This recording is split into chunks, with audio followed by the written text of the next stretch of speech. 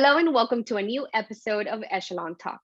My name is Mariana, your host for Echelon Talk interviews featuring different Echelon chapters across the country. For today's episode, we are doing it a little different. We have invited Marinda Popp, Emergency Disaster Services Program Specialist for the Salvation Army. A little bit about Marinda, she is based out of TSA National Headquarters, and in this role, she acts as a liaison for National Headquarters in the 4 Salvation Army territories.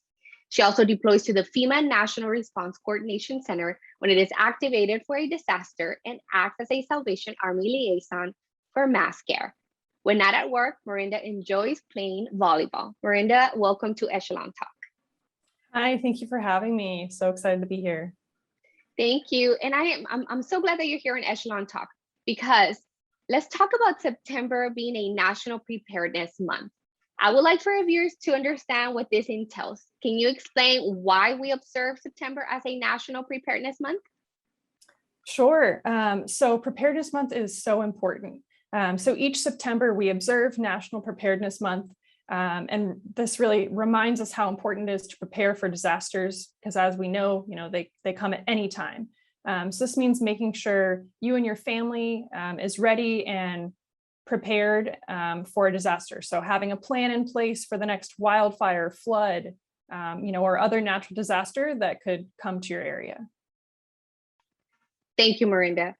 How is the Salvation Army's Emergency Disaster Services preparing for this? Yes, so this month, we really want to highlight National Preparedness Month so that our staff, officers, and members of our community are ready. So we'll be posting various things on our social media pages, which we'll share later. So we'll provide some tips and information on how to be prepared. So keep an eye out. Thank you. That's great. You're providing resources for everybody. Now that we know more about what National Preparedness Month is, can you share with us how can anyone participate with their families and also for our chapters around the country? Sure. So there are a variety of ways you can participate in National Preparedness Month, and I'll go ahead and mention a few of those. So the first would be to talk with your family and friends about preparing. So making sure that they have a plan on how to communicate if they're separated, making sure that there's a location that everyone can meet at if needed, and on top of that, asking questions such as, do you have contact numbers for all family members that everyone can access if needed? And then on top of that, it's important to know the risk of disasters in your area. So knowing what type of disaster might hit your hometown and making sure you know what type of insurance you have is important. And then the final thing I wanted to mention, we really wanted to highlight the importance of teaching youth about preparedness. So making sure they have the information that they need, in case they get separated from their parents or guardians, and providing them with this additional information so they can feel empowered to, inform their friends and other people in their community as well. You could also build an emergency kit. So this would be supplies that you'd need if there was a disaster. So items like shelf-stable food, clothing, shoes, any prescriptions you might need. And then things such as a flashlight, plates, cups, and utensils. And then if you have pets, make sure to go ahead and create a pet emergency kit.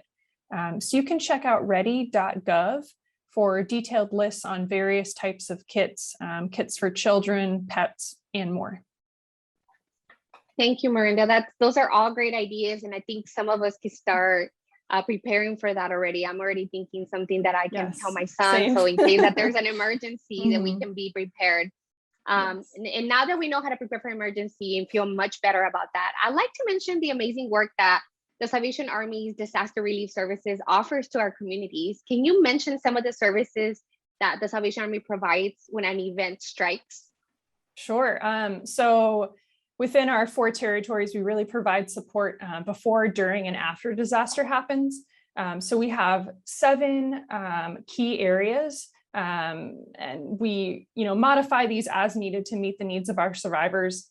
So these would be training, food service, emotional and spiritual care, emergency communications, disaster social services, donations management, and then finally recovery assistance. So all of those really highlight how we provide support before, during, and after.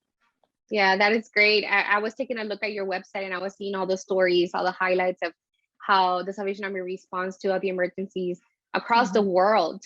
And it's Yes. so impactful, all the work that you guys do in the communities. So Marinda, thank you so much for being here on Echelon Talk and giving us all this information, helping us prepare in case of an emergency. Yes, thank you for having me. It was great to be here. Thank you. And if you would like more information and to keep up to date with everything related with the Salvation Army's emergency disaster services, please see their website and social media below. That is all the time that we have for today. Thank you so much for being here, Marinda, and thank you so much for watching. We'll see you next time.